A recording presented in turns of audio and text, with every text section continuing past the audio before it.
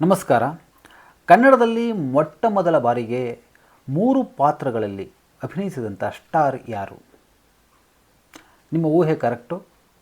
ಅಣ್ಣಾವರು. ಅಣ್ಣಾವರು 1971ರಲ್ಲಿ ಕುಲಗೌರವ ಎನ್ನುವ ಸಿನಿಮಾದಲ್ಲಿ 3 ಪಾತ್ರಗಳಲ್ಲಿ ಅಭಿನಯಿಸ್ತಾರೆ. ತಂದೆ, ಮಗ, ಮೊಮ್ಮಗ.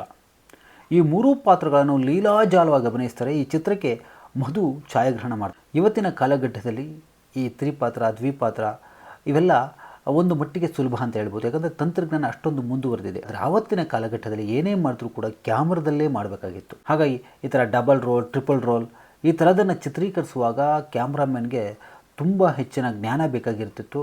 ಹಾಗಾಗಿ ಮಧು ಅವರು ಈ ಒಂದು ವಿಷಯದಲ್ಲಿ ಆವತ್ತಿನ ಕಾಲದಲ್ಲಿ ಟಾಪ್ 1 ಅಂತ ಹೇಳ್ಬೋದು.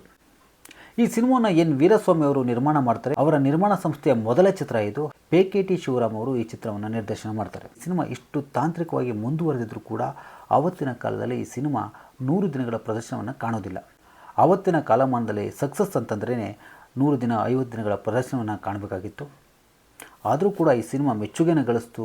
ಅಷ್ಟೇ ಅಲ್ಲ, ತೆಲುಗು ಮತ್ತು ತಮಿಳಿಗೆ ರೀಮೇಕ್ ಆಯಿತು. ತೆಲುಗಿನಲ್ಲಿ NTR ಅವರು ಅಣ್ಣವರ ಪಾತ್ರವನ್ನು ನಿರ್ವಹಿಸಿದರೆ ಆರ್ ಮುತ್ತುರಾಮನ್ ಅವರು ತಮಿಳಿನಲ್ಲಿ ಅಣ್ಣವರ ಪಾತ್ರವನ್ನು ನಿರ್ವಹಿಸಿದರು. ಭಾರತದ ಮಟ್ಟಿಗೆ ಮೊಟ್ಟ ಮೊದಲ ಬಾರಿಗೆ ತ್ರಿಪಾತ್ರದಲ್ಲಿ ಅಭಿನಯಿಸಿದಂತಹ ಕಲಾವಿದರು ಯಾರಪ್ಪ ಅಂತಂದರೆ PU ಚಿನ್ನಪ್ಪ ಅವರು. 1949ರಲ್ಲಿ ಬಿಡುಗಡೆಯಾದಂತಹ ಮಂಗಾಯ ಕರೆಸಿ ಎನ್ನುವ ತಮಿಳು ಚಿತ್ರದಲ್ಲಿ ಇವರು ಮೊಟ್ಟ ಮೊದಲ ಬಾರಿಗೆ ಟ್ರಿಪಲ್ ರೋಲ್ ಮಾಡಿದರು.